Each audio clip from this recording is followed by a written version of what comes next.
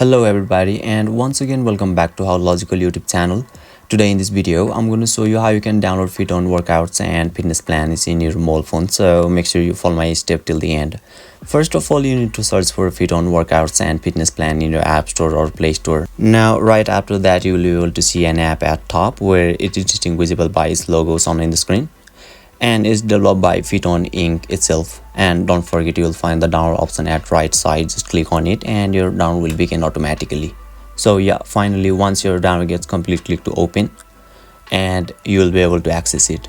So basically this is how you can download FitOn workouts and fitness plan in your mobile phone. And if you still encounter any issue during the download process, feel free to leave a comment and I'll be happy to assist you. If you found this video helpful, please give it a thumbs up, and if you are new to this channel, make sure to hit the subscribe button and set the bell icon to on so that you can stay updated with our latest content. Thank you for watching and I'll see you next time.